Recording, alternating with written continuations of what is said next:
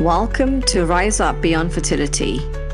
This is a podcast for women who are trying to conceive, going through IVF or fertility challenges, or having a break, or just working out the next steps, who feel like this journey has changed them in ways absolutely no one prepared them for. Here we talk about the emotional chaos, all the trauma, the identity shifts, the cultural pressure, the societal pressure, the grief, and the quiet moments where you wonder who you are becoming through all of this. I'm Tina, a fertility and life coach, and this space isn't about pushing through or pretending that you are absolutely fine. It's about feeling supported, reconnecting with yourself, and rising up beyond fertility, whatever that looks like and feels like for you.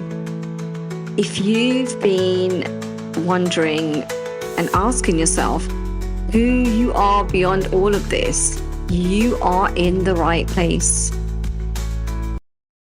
Hello. I want to start by saying this very clearly. If you are going through IVF or fertility treatment, or you're on a break, or you're egg freezing, or anywhere in between, and you feel mentally exhausted all the time, even on the days where nothing big is happening, there's absolutely nothing wrong with you. This tiredness isn't just about early mornings, late nights of doom scrolling or appointments. And it's not something that sleeping more or sleeping early alone fixes. It's the kind of exhaustion that comes from always thinking, planning, and holding all of those thoughts, a million and one thoughts in your mind. If you've been feeling like this and you've been feeling so drained that you literally feel it in your bones in a way that you can't explain because you are getting enough sleep, then this episode is for you. I remember being honestly so shocked by how tired I felt during my IVF journey.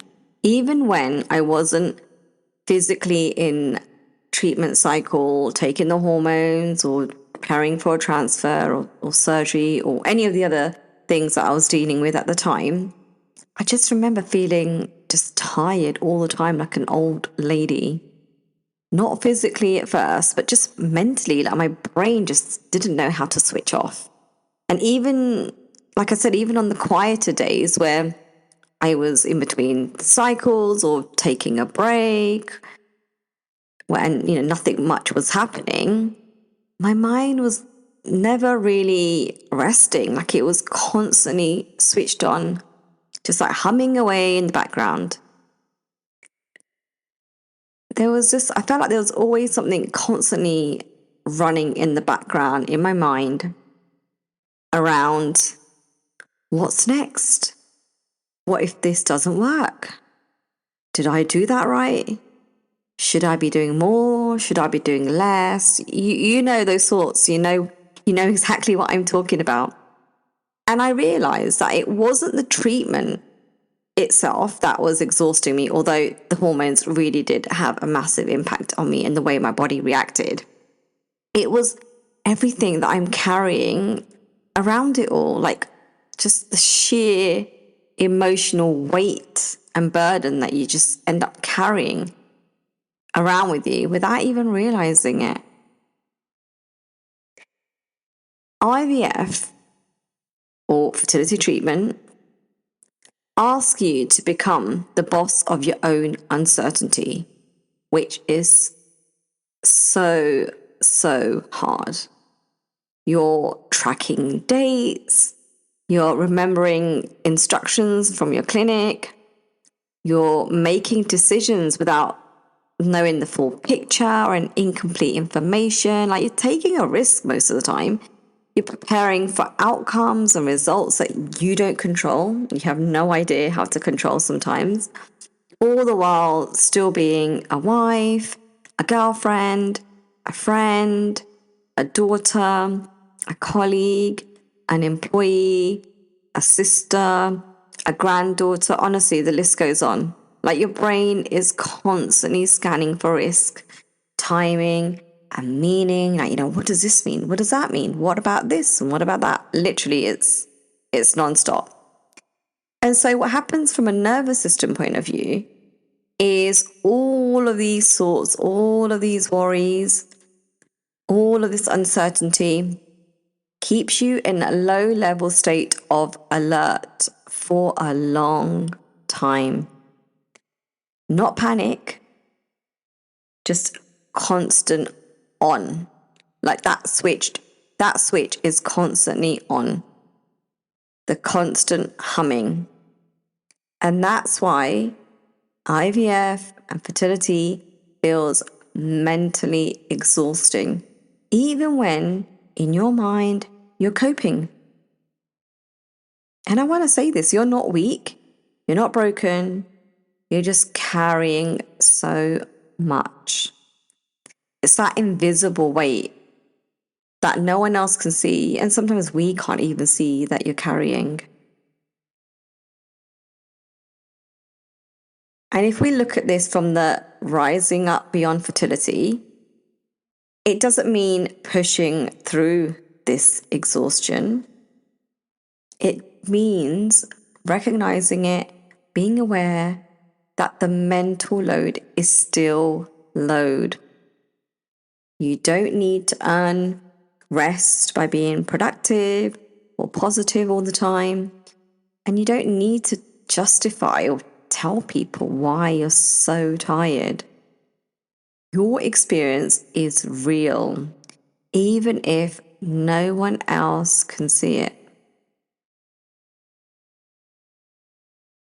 And because I love journal prompts and I love providing you with journal prompts because I really feel like it helps to take out some of those thoughts and put them down on paper and just give you time to reflect and understand what thoughts and stories you're telling yourself, what thoughts you're having that is making you feel the way you do, that is shaping the person that you're becoming on this journey. We're not bad for having these thoughts. Doesn't mean we're not coping. It's just that everything we're going through is so much that sometimes we don't know that there is another way through this, a way that can even bring in the tiniest glimmer of hope and light to help us along our way and make us feel that little bit lighter. So if it feels okay, just take a moment with some of these or pick the one that, resonates most for you. The first one is, what parts of IVF or fertility treatment feel most mentally heavy for me right now? And that could be the planning, the waiting, the constant decision making. We're not doctors, but we have to make all these decisions around our medical journey, I guess. And the uncertainty. So it could be any of that or anything else. Number 2, what am I constantly holding in my mind, even on the quiet days? Number 3, where have I been expecting myself to cope better than is realistic? 4, if I soften my expectations of myself just a little, what might change? What might change for me? Number 5, what would rest look like for me right now, emotionally and not just physically? And there's no pressure to act on this or act on any of these or do something about it or add on more onto your to-do list. Just awareness and being aware of what might be going on is enough. I want to now give your mind a moment to pause and just breathe. So I want you to sit comfortably and let your body be supported. Take a slow breath in through your nose and exhale gently through your mouth.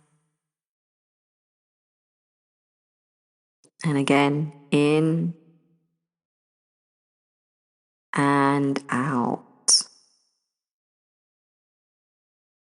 Now imagine placing down everything you've been mentally holding.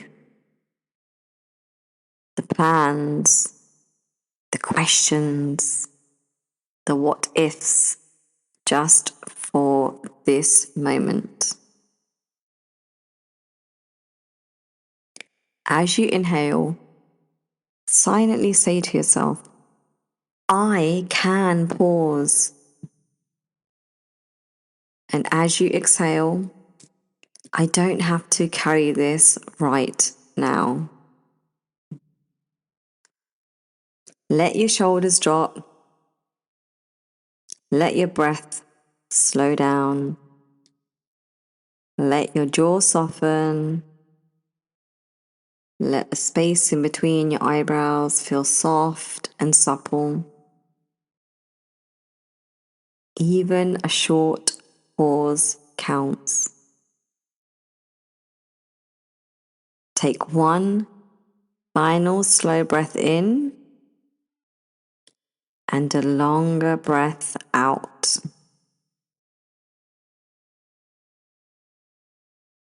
If you take one thing from today, let it be this. Feeling mentally exhausted doesn't mean you're failing IVF. Doesn't mean you're broken and need fixing.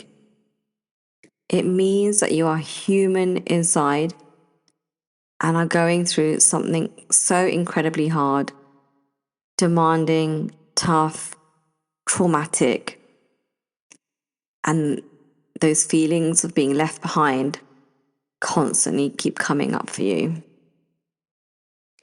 You don't need to push harder or be stronger or be braver. You are allowed to need space, rest, and support. Rising up sometimes looks like gentleness and just stopping for one moment, not more effort.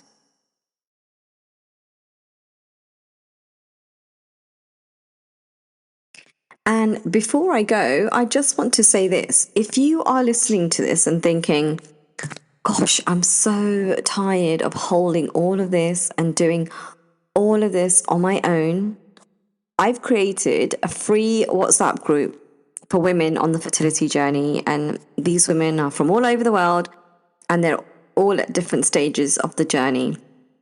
It's really a safe, judgment and shame-free space. And honestly, there's no medical advice being thrown around. There's no pressure to share your story or to share anything, really. You don't even have to introduce yourself. Like you can if you feel comfortable. You can literally just join and sit quietly if that's what feels right for you. It's there so you don't have to keep pretending you're fine when it's not. And it's there so you feel less alone on the incredibly hard days. If that feels supportive or it feels like something you might want to join, I'd love to have you there. And the link to join is in the show notes. I also want to say that in this group, I will be doing mini workshops, mini sort of coaching workshops, and sharing short guided meditations and visualizations and journal prompts and lots of really, what I think and I believe and I know to be really useful tools, strategies, support, all that sort of stuff which you really need when you are going through something like this and you feel like nobody else gets it. So this group has been created for that. So you you meet women that are on a similar path to you. And even if they're not, at least you can see, what other people are going through, and it just gives you that level of support and a place where you feel like you really belong, where people get you. I'd love to see them. Before you go, take a breath just for a moment. You're doing enough, even on the days when it doesn't feel like it. If this episode spoke to you, you're so welcome to share it with someone who you think might need to hear it. Or come and find me on Instagram. I'd honestly love to hear from you. And just to say that this podcast is here for you for support and perspective, not medical advice. For anything medical, always please check in with your doctor or specialist healthcare team. Thank you for being here and for not walking this part of your journey alone.